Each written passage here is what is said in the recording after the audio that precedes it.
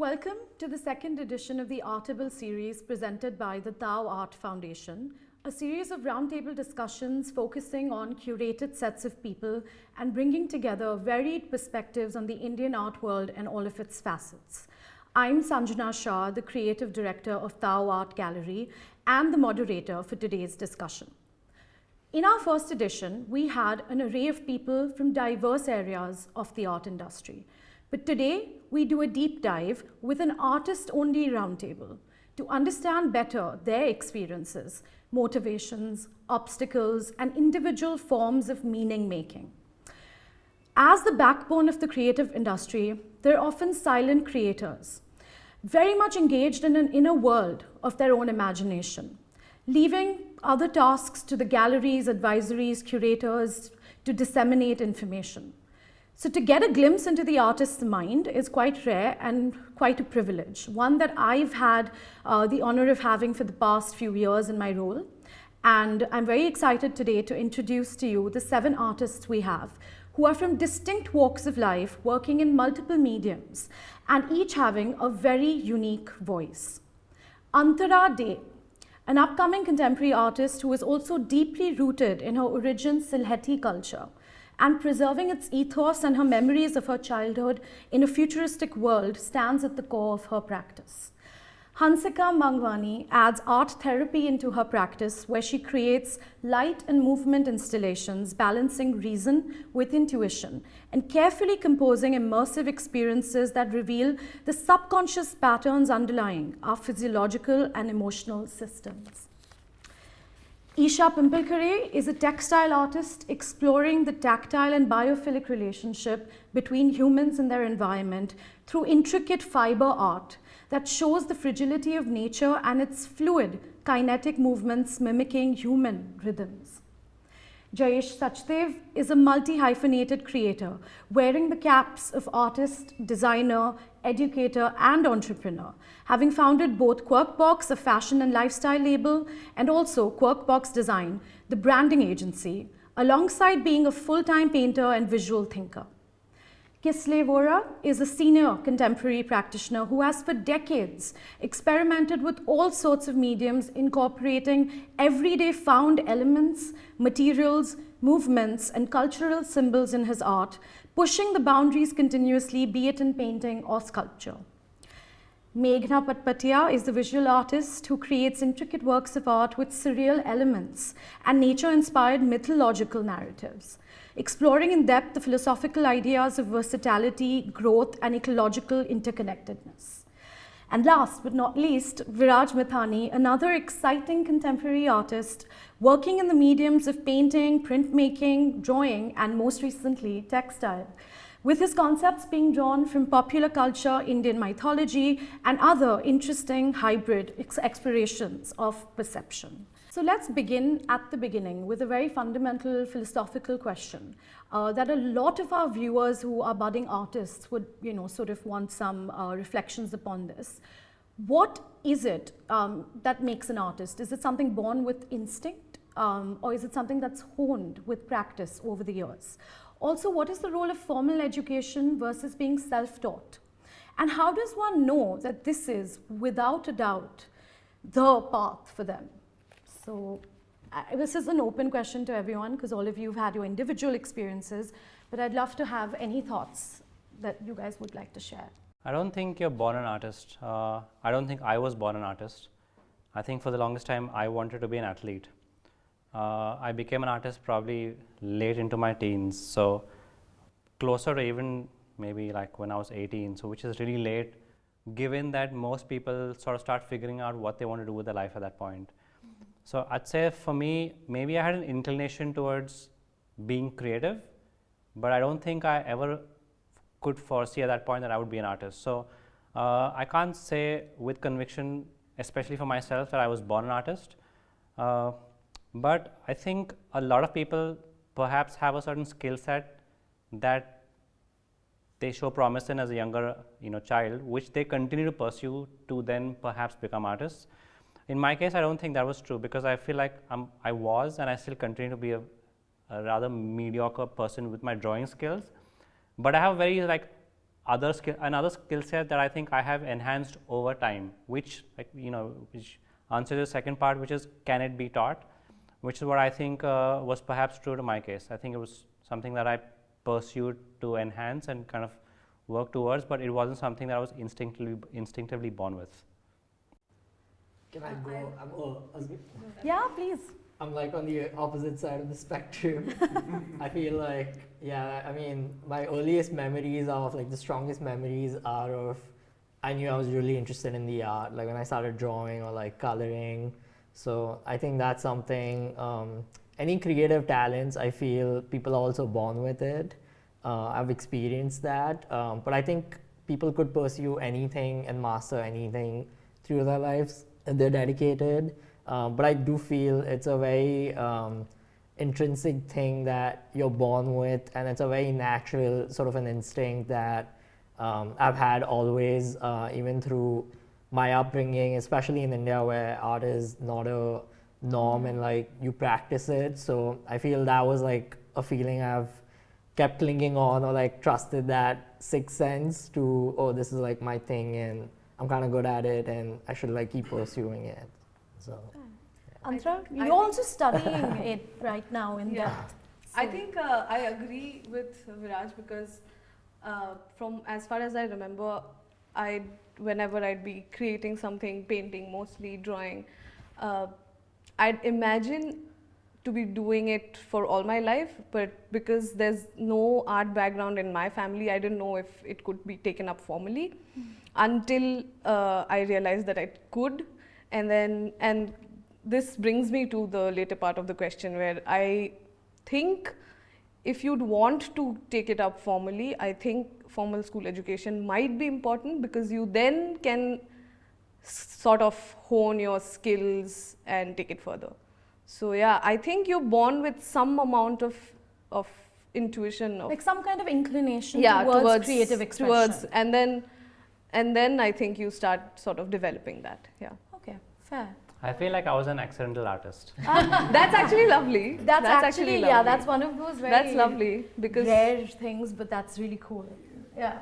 I want to add something here. Yes, please. I agree with Viraj in the sense that I think it is very intuitive. You feel a certain nudge to want to create, to want to express yourself.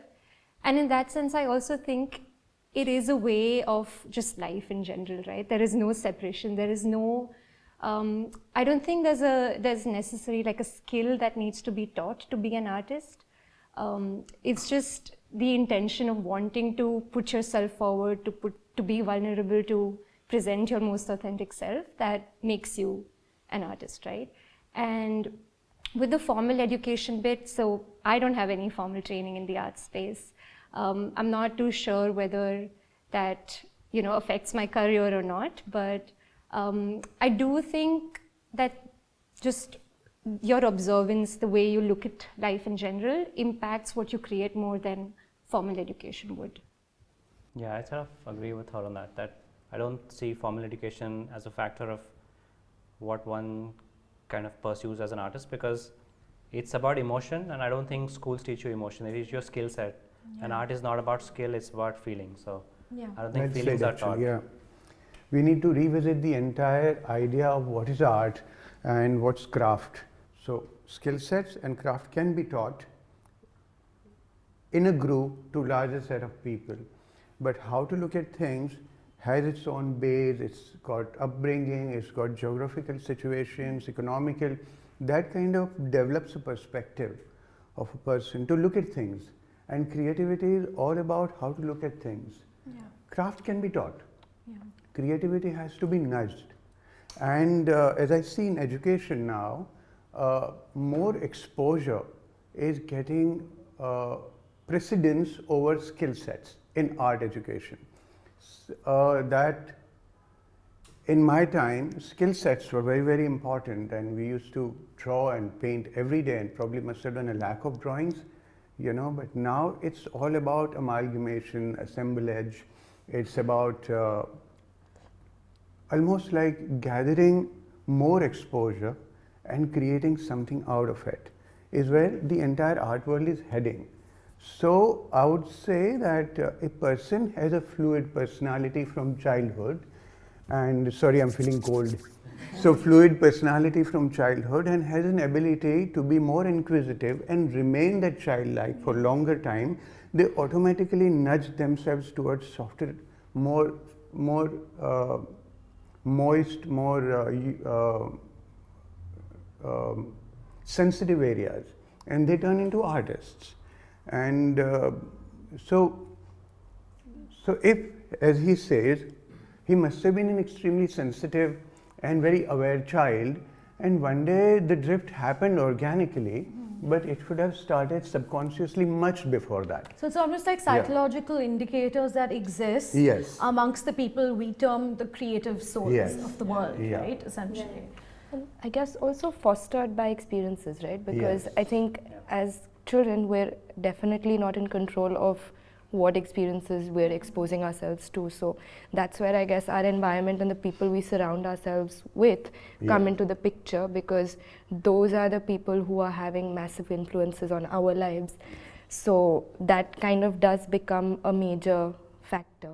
And I think just for, about the point of education, to my mind, I think the idea of mentorship came to mind as well, because formal or not, I think, like you said, nudging, right? Yes. And that nudge is very important, because we're constantly learning and we're very often stuck. So Yeah. you need that guidance at some point of time, which is formal or not is probably irrelevant at times, just the right mentorship probably. What I've generally noticed, just to add to that, children, when parents come and talk to me about the children paint well, I said, do not collect their art. Let them draw on a blackboard with a chalk stick. Wipe it off.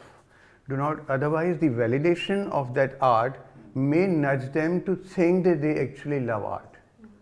So it should be a very Buddhist way to look at it. Just create and wipe it off. Create, and then it'll become.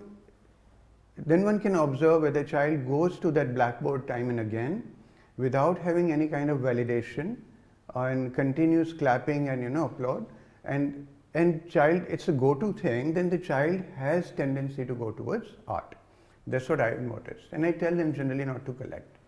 Otherwise, imagine a pile of work and an artist goes home and child comes and the child opens up very reluctantly all these strokes and colors, and the child was enjoying being in total nowness, absolute nowness. And then one artist uncle will say, wow beta, this is superb, great, you can be a great artist. From that day onwards, child starts painting for that uncle to clap and stops being in now. And to revisit that space for even professional artists, it's a great reminder for all of us to be in that zone. Otherwise, the stress is everywhere. So actually that's an interesting point. I've always wondered this. How attached are artists to their own creations? I think a lot. To your point, like my there's a mom would- Buddhist angle here, Yeah. and My mom would always in my house, like Diwali cleaning, they would just throw all this stuff. Yeah. And I would hate that. And I still have fights in my family. And I'm like, why didn't you save all of those? Because I feel like looking back, it would be helpful to see. Also when you're learning, it's just nice to know. Yeah. Like if you have visual examples, you know how you've progressed. So I think from a very technical sort of point of view, like from a learner's point of view, it's good to have those records. You can't, everything can't be out of imagination. I like that technique for a bit of when you're learning or teaching them the values of why you should be pursuing art. But I think as a technical point of view, it's kind of, I would love it if people had records of art, because then you can really see I meant the before whole- 5. I meant before 5. Yeah. But it's After also that, of course, it becomes bittersweet, one when has you to sell- record whatever. yeah. Sorry, you were saying, Hansika? No, I was just saying it's bittersweet when you sell a piece, right? You do have an attachment with the work because you've spent so much time with it, and the moment it's gone, you're happy that your work's selling, you're doing well, but at the same time, the emotional parting with the work does it still does affect me quite a bit. Part of your yeah, soul. yeah, it's part of your soul. Yeah. And I guess another thing is also how much of your art is created keeping the audience or viewer in mind. Not talking about sales here, guys. I'm talking about, okay, so one thing is instinctive creative expression, whether you were 5 years old or now, you just have to create. It's almost like inherent now to you.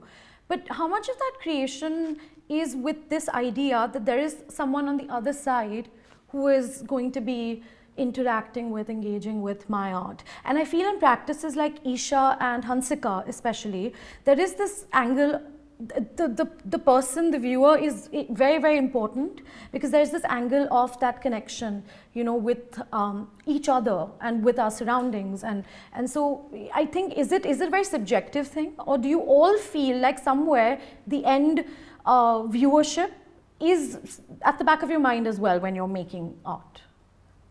I think it's very subconscious. I don't think it's conscious, but I can't say it doesn't exist. Because I think at the end of the day, what we create is authentic to us, not the audience. And the moment we start creating for the audience, we aren't the artist anymore. So I think it's important for all of us to, I feel like at least, you know, we tend to as artists largely create what is authentic to us, but perhaps a subconscious exists because we do need to earn our bread from selling this piece of work. So I feel like largely it's very personal, with maybe like a dash of will people appreciate this as well. This is actually a continuous question that I have been investigating for myself, and I'm fortunate enough to have the gallerist and a gallery supporting my whims with my art. Most of my work that consciously make it a point that there is no fear in my head of whether it will be acquired or not. And there's this form of meditation that I follow called no mind meditation, where you do not articulate an idea and you implement it without articulating an idea. It's done, of course, with gibberish originally, but it comes to my art, and obviously most of my works that come out are more of my monologue than or a soliloquy than anything else to do with the audience.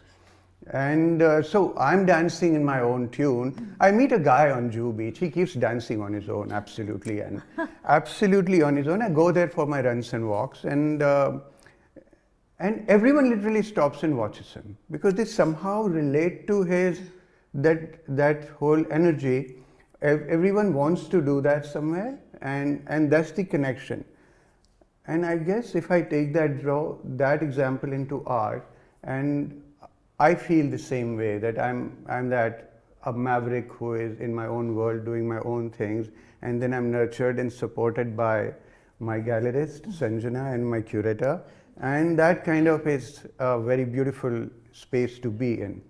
And I keep revisiting. I mean, talking about the aesthetics also. Aesthetics is an external frame of reference. So I internalize that what I think is beautiful, whether it's really beautiful or not, or it's an external frame of reference, which is called in NLP, where we are subliminally taught what we should like or dislike because of multiple factors. So when I have to keep revisiting my understanding of aesthetics through my art, and I cannot afford to mimic myself so way too often and call it a style, but I'm painting in a manner and that is so relatable to everyone and make everyone comfortable. I am still at a place where I do not, that area is blurred for me. Yeah. You know, so I would leave to that part.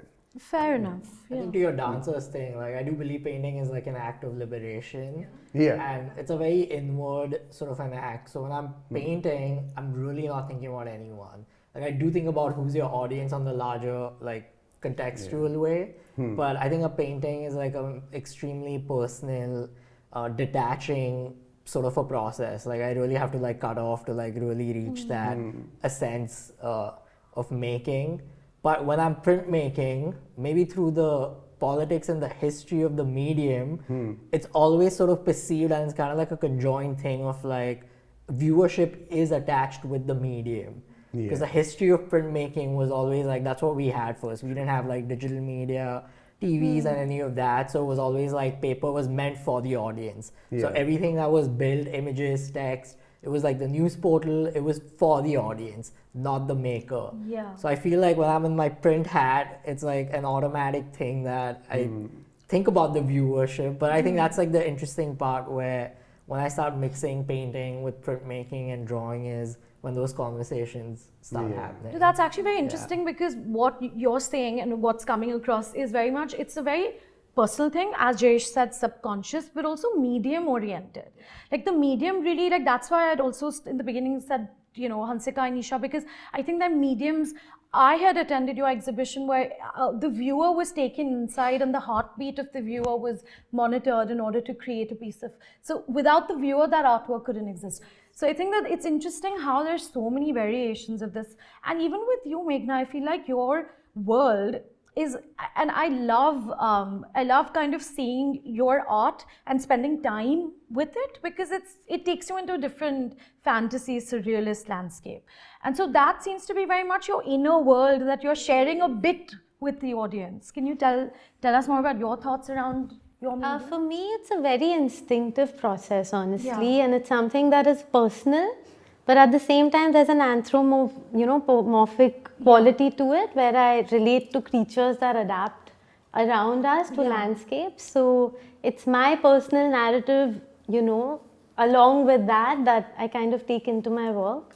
And there's layers of paper that I kind of keep pasting, and there's hidden elements and all of that. So it's a very personal journey, honestly. So that I feel like is it's not with so much thought about the audience. I can't even, I mean, it's not possible. Like being an artist is an act of rebellion. Yeah.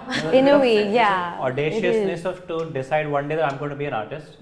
So in order to be that audacious and rebellious, we can't be defined by what the viewer thinks. We choose to be vulnerable and put ourselves out there to be seen through our emotions, and I think we can't allow the audience's perspective define what we create. Yeah, I don't think, I mean, I would say that specific to my practice, I would say that of course it's not a defining factor, but it's definitely something that I want, I do explore ideas of symbiotic relationships, and then that's the same sort of relationship that I'm trying to explore between the viewer and the work as well. So it's not necessarily that I'm trying to cater to the audience's needs, but I am trying to evoke a certain emotion which I hope gets translated. So that's where then the piece actually comes alive. But yeah, not guided by the audiences. Also, I feel like the audiences are evolving now slowly. Like, I think that is one important one, which is, what do you guys feel like as artists? Do you think that they're just, now it's not really about what's aesthetically pleasing or trending, it's more about the sort of inherent value that the artwork holds, and also the way the audience is engaging with the artwork has also evolved. So what do you guys feel is the future of art consumption from that angle? I think the viewer today is the audience today is very aware of what they like and what they do not like, and relatability is something that I think most of the audience of any different form of entertainment or media, I think, is a deciding factor whether they want to consume that art or not. Having said that, I think there is still a fine line that we're trying to sort of, tread between. Some people will, I mean, it might be controversial to say it, but I think some people will take aesthetic over relatability. And seeing that, I think there might still be a little bit of imbalance. But that's why I feel art criticality plays a really important, like, crucial role, and like art education is really important for me. Not for any like career trajectory or anything. Someone who's, I don't know, not a veteran, but became a lot of institutions and around academics. I really value it. I feel the kind of discourse and the conversation you can have or you learn to have, it's something you'll not get anywhere else. Like, the conversations that happen in a gallery are very different, that happen in a museum are very different, studio visits are very different, and that crit room, like the critique, I think is like very essential. Do you think it's pseudo-intellectual, the conversations that happen in a gallery? Do you think conversations in the gallery are pseudo-intellectual? I mean, I feel that's again like very stems from like if the people have that sort of a background, then they can like the conversations are elevated. But it's also a time factor. I feel like it's limited time opening. You're seeing like 30 people, so you can't get to like the really crux of I things. don't think anyone discusses art in the gathering. I don't think so. Yeah. No. So I trust me. I'm the. I think it's really a mixed bag. I think a lot of it depends on the show as well, right? If the show is very, we're not really giving you any explanations or thoughts, then the audience will start there, which at sometimes can be deep, but it sometimes is a bit frivolous in terms of the pseudo-intellectualism. They're trying to assign meaning more than that needs to be. Yes, exactly. But at the same time, there are a lot of people that want to know more. And I've been, that's why I think it's evolving, because the audiences are asking me more about this artist's process. Why is, like, they want to know that now. They're not just, is this worth investing in? They're not just, how much time did the artist take to make it? That used to be a question earlier, because time equaled value for some reason, and so all of that is now really reducing, at least in my conversation. But it's, Something. Sorry, no, go on. I was saying it's not a good or a bad thing. Also, I feel every space has its purpose, and that's how like the conversations are different.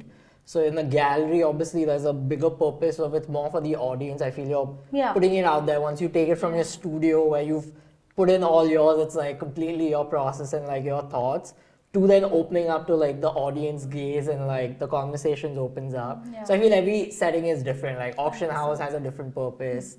So it's more from that lens, I've noticed, although, I mean, this could be mainly because of my practice, like the kind of stuff that I do. I think we're living in a very stimulated world already, and audiences, I think they're wanting something that is not only aesthetic now, something that does integrate just all sensory elements to a certain degree. And again, as I said, this could be because of my practice that I've seen this trend happening, but I feel like they want to sort of walk into a space and take something away from it. It's not just, hey, I look at something, okay, it's pretty work, I'm walking out. It's what can I take out of it? What can I apply on a daily basis? More experiential. More experiential, yeah. Yeah, for sure. And okay, so speaking about all of these ideas of it being so subjective, I think the next one is an interesting question, which is that how much of your own identity, what you've seen growing up in and around your environment, your family, your culture, your geography, all of those personal memories, how much does that shape your art? Or do you feel like artists have to somewhere transcend that and make art that comes from, so I know Kisalay is very much inclined towards making art like that, where he's constantly questioning who he is and trying to reinvent and have like that whiteboard, again, clean and repeat that layer upon layer. But then there are some artists like Antara who I see and have these amazing conversations with about her culture and how that's moved her so deeply in order to create. So yeah, thoughts around that? So essentially, when I started practicing about 8-10 years ago, there was a big gap between me connecting with my work, because I did not really, I would create something, get inspiration or references from somewhere and create it, but I wouldn't feel very close or attached to it. And that led to 5 years of gap where I did not practice. And then when I started practicing again, because I sort of started unlearning and learning about my community, about my identity, it became sort of the skeleton to how I want to shape my practice, and just very instinctively, it just felt like this is, so I can't journal, and this felt like journaling to me. And so I think for me, it is very important that I create, actually it roots, my creations root from how I am sort of now talking about my culture and my identity and everything. So yeah, I think for me it is very important. Of course, you might want to go beyond that. I'm not in that state right now. Maybe someday, maybe not. But maybe it's not even a state maybe it's not. Maybe it's just, not. Yeah. Yeah, currently it's what I really want to work on is with my community and with my culture and identity. Yeah. So I heard a nice line. It's a "we are past." Yeah. We are past. So anything will come, even if it will come organically or well articulated, it will come from our past. For sure, it will be a lot of blend in of shades and layers of our past. So we cannot let go of that entirely unless and until it's a very, very conscious practice to withdraw and observe the past and literally separate out and stay that way and probably stay in that state almost on a meditative level. Then somewhere there could be a nudge away from there. But otherwise we are past. That's what I feel about. Many a times when I do these shoots and there's some brand shoot or something and they always want to film me staring into the distance. Yeah. Like, aap soch rahe ho, aapka idea bhi aayega. And I'm like, who gave you this perception that this is how we, come up with our idea? Or like every interview you do with the press, they're like, what is your inspiration? Yeah, it's a standard question. The first question is always that, right? And typically, I feel like we're a sum of our experiences. And my art is never the same again because my experiences have changed. And as long as I continue to evolve, which I hope I continue to, it could be either ways. You could spiral downward or upward. My art will reflect that. So there is no pattern of consistency in my work. I think for myself, fortunately, because I'm so curious and restless that I want to keep sort of trying something new. As opposed to, doing horses my entire life. Like, I just can't see myself doing it. Like, sometimes I'm envious of people who have that consistency, but I love the fact that I'm constantly evolving and my ideas alongside through my experiences are shaping my art every now and then. And as you move forward, I suppose, in life as well, like there will be, surely we've got 100 experiences or so that happen on a daily basis, but the ones that stick, how do you respond to that experience? How do you relate to that? And then how do you put that out? So I completely agree with Jayesh in that sense where the medium's constantly evolving, the subject's constantly evolving. Some experiences will take you back to your past, some experiences might project you forward in your future, some might ground you in the present. I think that's all, it's very dynamic, and I believe that's also the best part of being in the art space, right? No one's telling you that this is what you need to talk about, this is what you need to express. So much freedom. A lot of freedom, it's great. And it's interesting now, but almost like a lot of the artists on this table and all the artists that I work with as well, the new ones, multi-mediums have become very, very prominent. So is that, like, I'm curious actually, is that something that you feel you have an essential vision and the multi-mediums help you to express that vision in different ways? Or is it that the vision changes with the medium? No, it helps us communicate better. The idea that we want to communicate, it helps us. So different material. So it's an inherent idea with different mediums being able to communicate that better. Because wood says something else, glass would say something else, and digital medium will say something else, and it connects with different audience and creates more conducive environment for art and a viewer to connect. Isha, I want to know your thoughts here because you've been with your textile from the beginning. The shapes evolve, the concepts evolve, the static to kinetic evolves. But that has just been the medium that speaks the most to you. Interestingly, actually, a lot in my personal explorations that I do or have done, I have tried to integrate glass or paper or wood or, they kind of become supporting structures sometimes. So even for my kinetic pieces, I don't look at just the textile, I also see the wooden piece around it or the hardware that goes inside it to be part of the overall. So, but yeah, I think predominantly still I'm in that place where textile is pretty much taking up dominance, but it's not like it's not that I'm super rigid about it either. It's like everyone's saying, it's somewhere where your ideas, you want them to take shape and then which medium, and especially because we all work with our hands and we're so sort of communicative with our hands that it becomes almost a very seamless process to say, okay, I want to work with glass now, or I want to work with printmaking now, and it doesn't feel like an obstacle really. So I would say, it's more of a process driven thing very often and not so consciously done. There's a beautiful essay on hands. I forget the name by who, but it talks about like the previous idea we were talking about, like where you get your ideas and stuff from. Yeah. But as humans, like touch is like the strongest memory you will ever have, and everything you touch in your 100%. life. And I see it as both like the physicality and like the philosophical. Like whatever touches you becomes sort of like your inspiration, like the vocabulary for like entirety. But also like to the materials, like I feel it's also what's available, right? I think it's generational. Like acrylic paints didn't exist like even 200 years ago. So it keeps changing, and something like we're so used to the flat screens.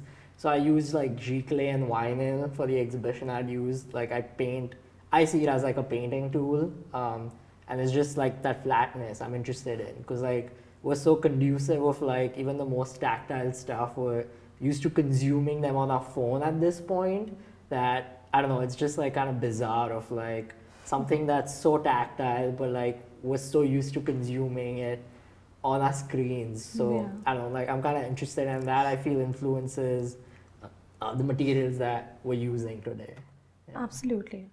I know the digital thing is a big one now. I mean, that is, I think, a very big point in general. And I feel like I'm a gallerist, and I feel like now that artists have such a presence on social media, for example, they're carving out their own, audiences and support systems. So how has having that social media persona changed over the years, and where is it at today? And does everybody on this table sort of agree that having that is important and sort of a relevant mode to connect with your audiences? And does that, sort of make it easier for younger artists today or harder? Like, is the level of competition less, more? And is this going to make gallerists null and void? I think I still question it. Yeah. I mean, I don't know. Some days I'll wake up and I'll be like, I don't think I have enough Content. I mean, content. Maybe I have a lot of content that I not want to throw up to the world. I'd be like, I have 1K followers on Instagram, and I'm just like, maybe it's not important. But some days I'd be like, maybe I need to show my face a little bit more. So I don't know, actually. I still question it. I would like to know from people who have. Yeah, we have a lot of these. No, it's a love-hate. It's a love-hate, honestly. It has its ups, it has downs. But I mean, the reality is that it's a medium as artists for us to tell our stories to people. I mean, when I put up a show at a gallery, I want people to come see my work. So I just use that screen as one of those mediums where my reach is outside of the people that I would invite to a physical space. Of course, the experiences are both different, but I'm able to kind of democratize my art through having more people engage, view, understand me, my work. So I feel like I'm able to bridge that gap between me and a viewer that doesn't have access to, say, coming to this particular gallery or wherever else I show, right? So I feel like it's important because it is the reality of the world we live in today. We are so glued to our screens. It's where we consume most of our content that it's also become an opportunity for us as artists to show our work and bring in more opportunities to ourselves as well. So, but in that context, yeah, so I'd say, that's the upside of it, but, you can also spiral downwards because it's also the same space where we are consuming content. At the same time we're consuming genocide, a meme, another artist's works, like parallelly, we're consuming this parallelly. So it's kind of dystopian in that sense as well. And like she said, then you're spiraling into the follow count, the reach, all the other algorithmic dystopia that we shouldn't be affected by, but it's subconscious or conscious even sometimes. And it's a bit of a love-hate. Fair. I completely agree. It's a love-hate relationship. It does help with putting your work across for sure, but at the same time, your mind is just so scrambled when you're on it, and you're not able to follow through your thought. And as we sort of established previously, like that is the USP of being an artist, right? It's your personal expressions, your personal thought processes that you're putting out there. But if you're constantly going to be stimulated, like how does one actually continue that thought and put it forward in the most authentic form?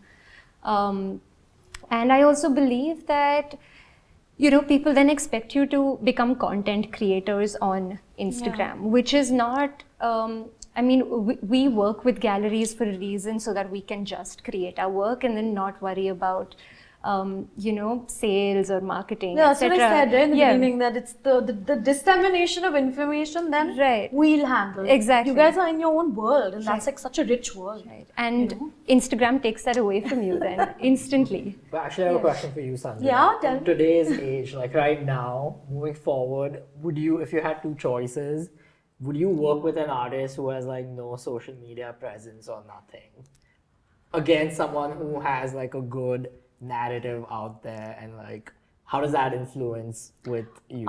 So actually, I'm like in working. general, in a gallery with your colleagues or whatever. No. We all chat like. I feel like I personally work with the full range, right? Yeah. I have Mr. Sachdev, and then I have like a lot of artists that just really also, by the way, I hope you guys realize you all are the few people that I know I could put on a panel like this and get you all to actually discuss this.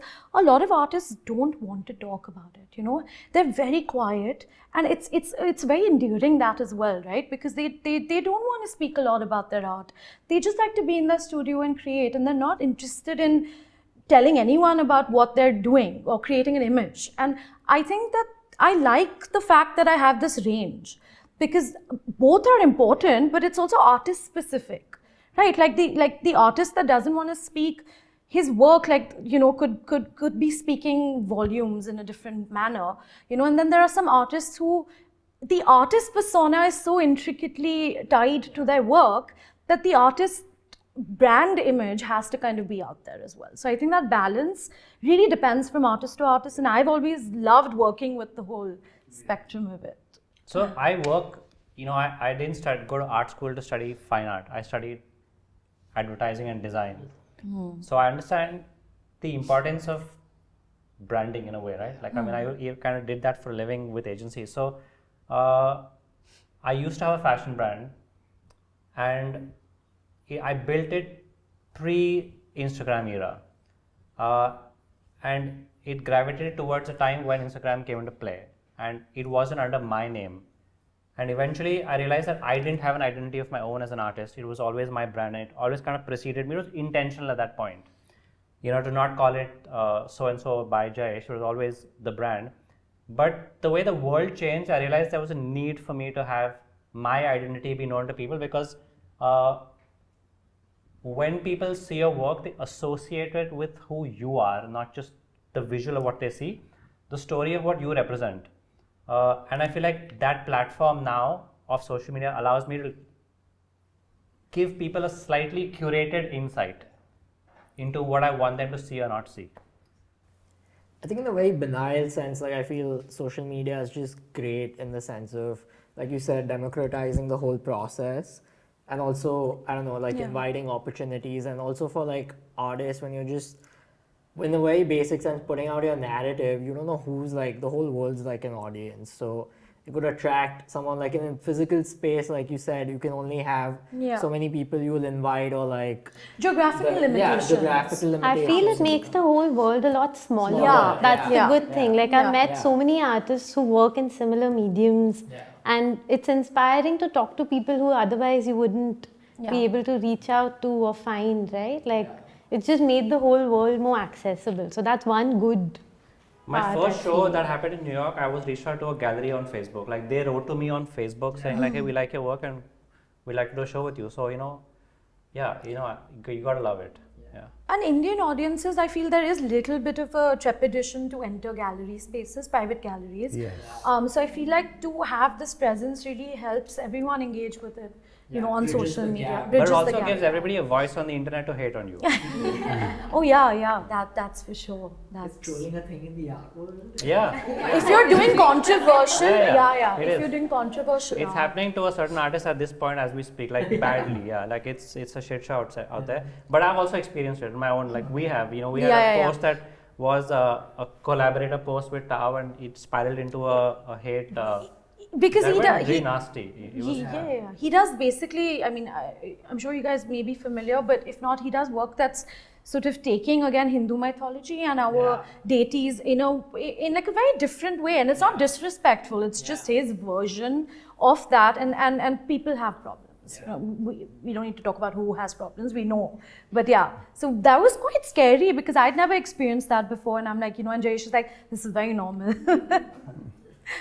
But yeah, no, fair enough. So yeah, so you got something I to say? have a question that I want to Of just course. put it on the table Please. and please all of you all to opine on it.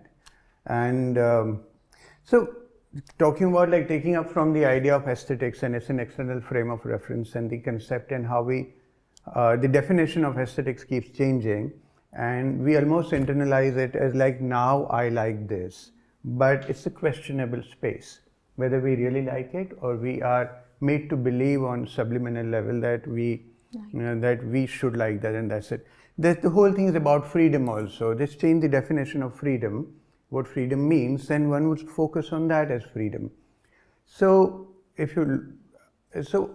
even in art, say in music, I'll take up from there, I'll drive a reference that if I'm a singer and I invite the entire audience, it's a performing art, a form of performing art audience, and I wouldn't sing a word, and I'll stand on the stage and I'll use this huge powerful bodies to validate my silence on the stage and create a narrative and say, this is the song of silence.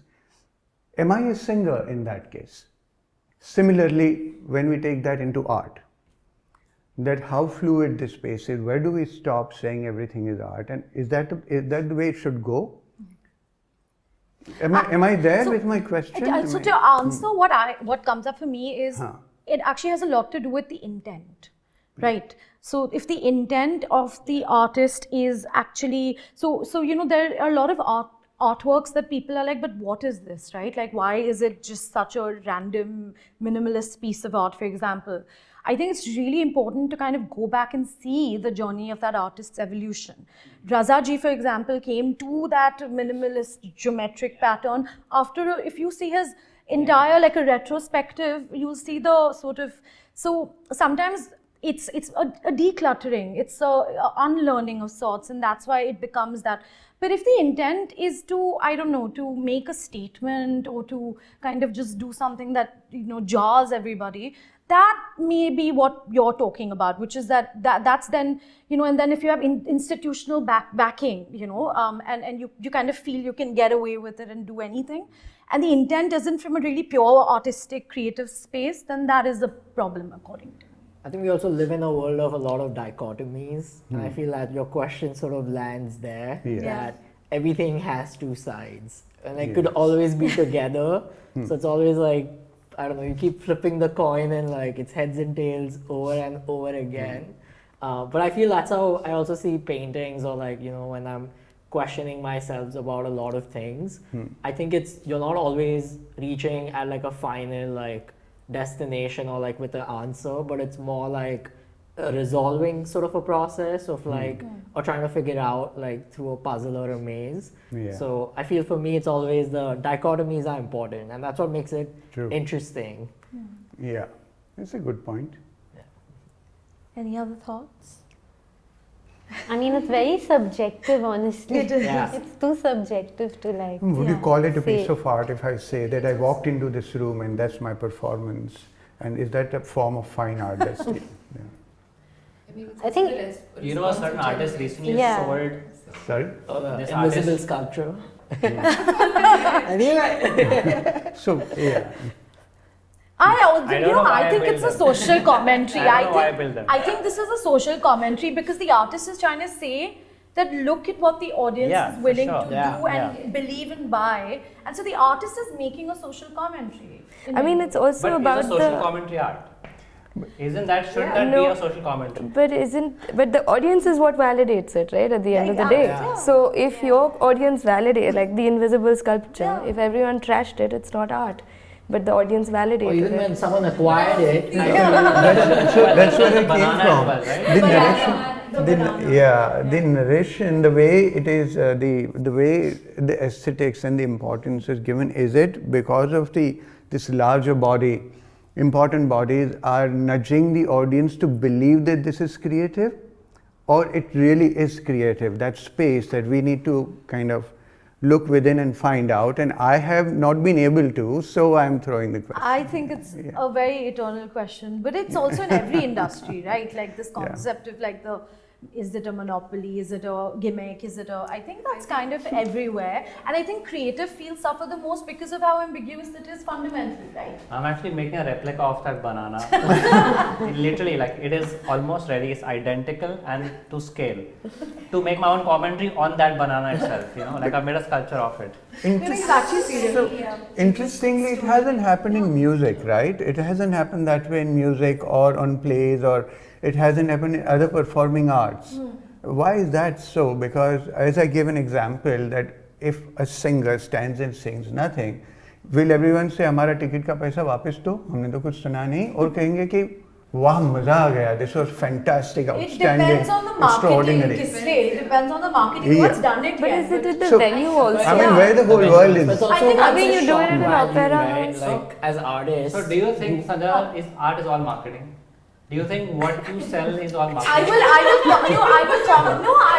will absolutely comment on that. I want Hansika to give. I actually have a really interesting story here.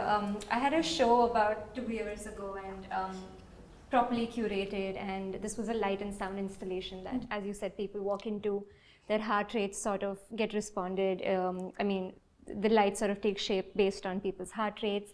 Their breath changes the audio. Like, it was a really high setup. There was a lot of tech involved, a lot of gear.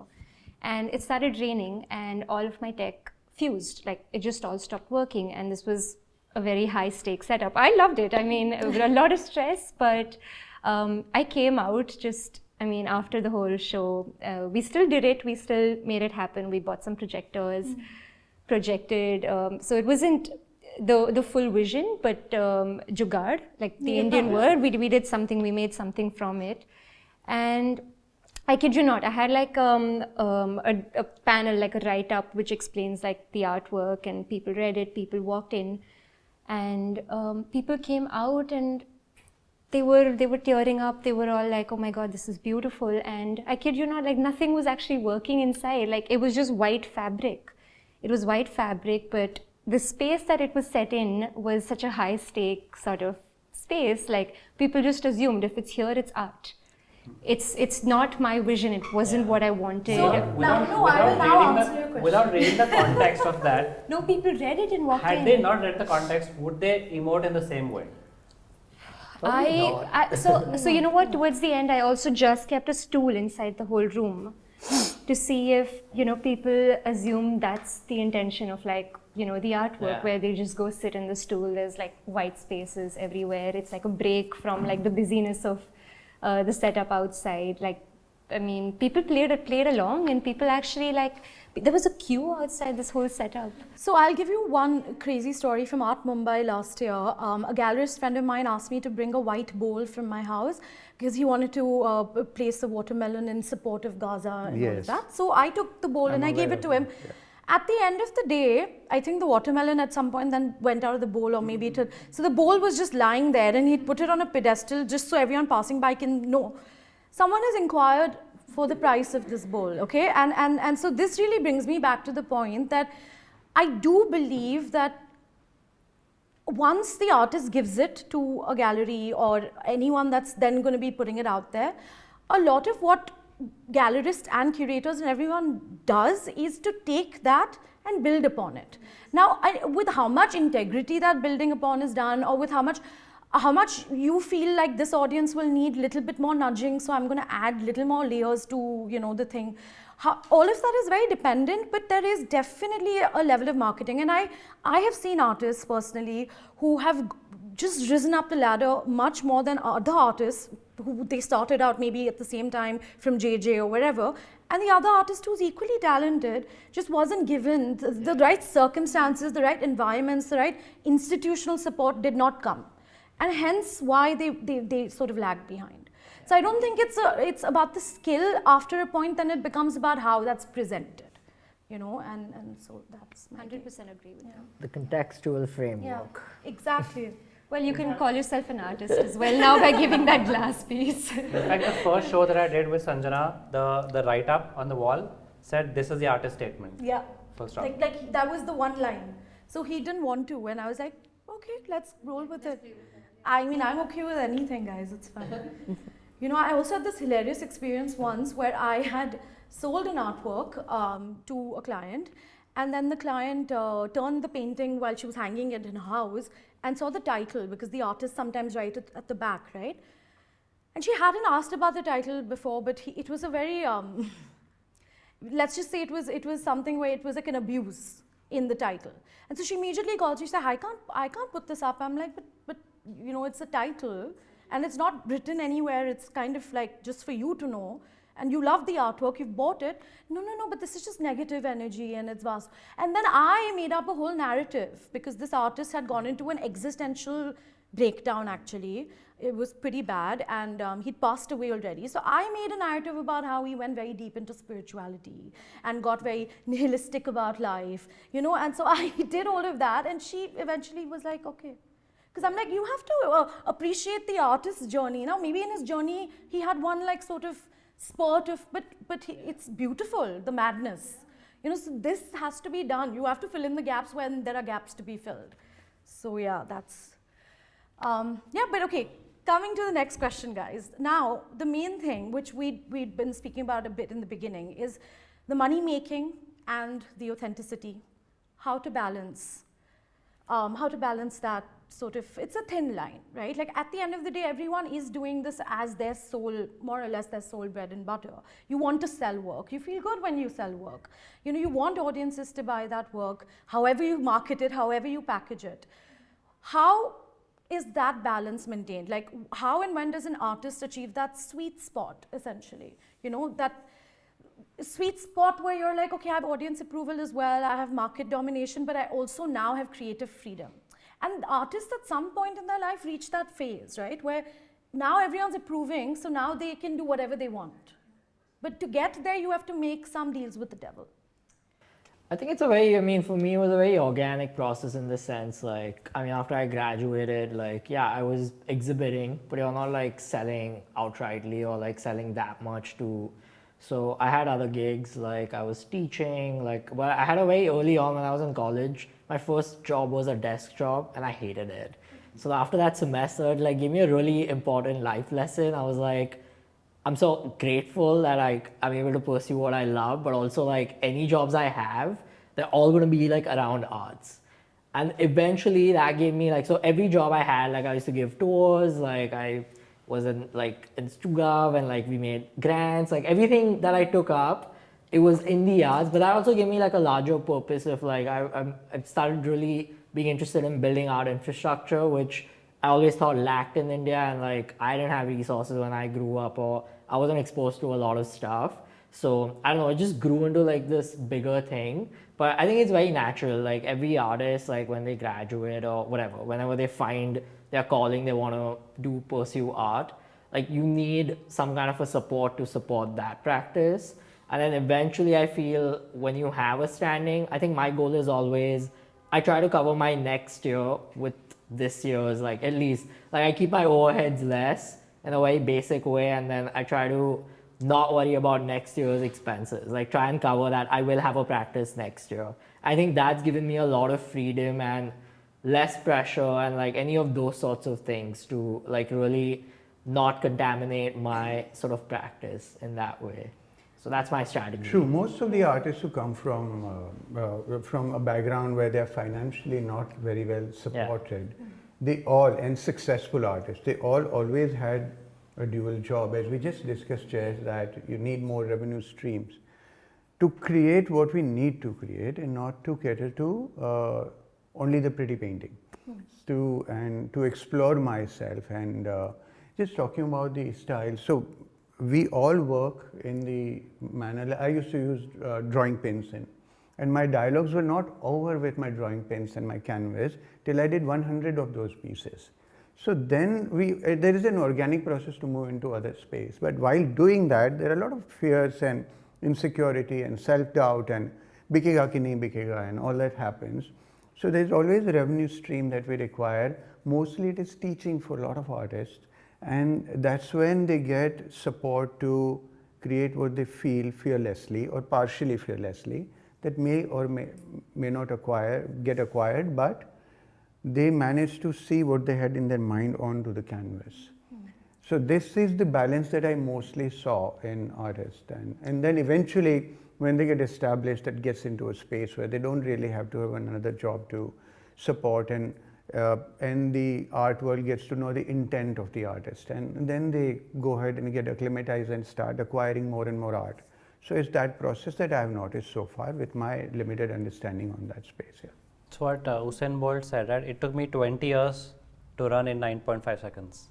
Yeah, that's true. So it's kind of like that, where there's no such thing as overnight success. It's taken us a while to build an identity of ourselves as artists, to be in a space where people perhaps are willing to pay for our process.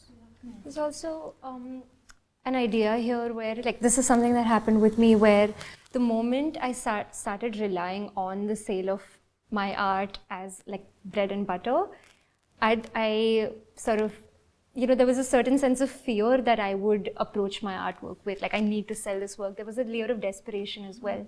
And having a side job, in the sense, it helps in a way where you're not creating to sell, but you're creating to release. So you're honoring that cathartic process of art making as well, and not just looking at that as a means of income. Absolutely. In fact, Isha is, doing exactly that. She's a BMW designer, day job in Munich, and she's also creating on the weekends, which is hectic, but... Yeah. I think that's the thing. It's always some sort of a compromise that you have to sort of deal with. I mean, formally trained in design, I actually absolutely love my job. So I love my job as much as I love making art. And it's been actually a little bit of a realization over the last 2 years. So I started the job thinking, 40, I'm going to quit my job and it's going to be full-time art. But now that I'm more into it, I'm really wanting to pursue this space where I can do both at the same time to some degree. And I think, I guess I'm just happy to kind of create this environment where I'm not creating my art to sell it. Yeah. And that's what I absolutely love about what I make. And so that just takes so much of the stress out of creating. And then even if those weekends you're creating, you're doing it for yourself, and you're not getting frustrated about it necessarily. I think I connect with Isha here, because ever since I graduated, I've always had a job, or I've done freelance art research, whatever. And then my partner and I started an art conservation studio, because he's a conservator and an artist as well, in 2020. And it's moving, because we don't like to live in one city for too long. So it's a moving thing. Now we're in Chennai, and that we love that job.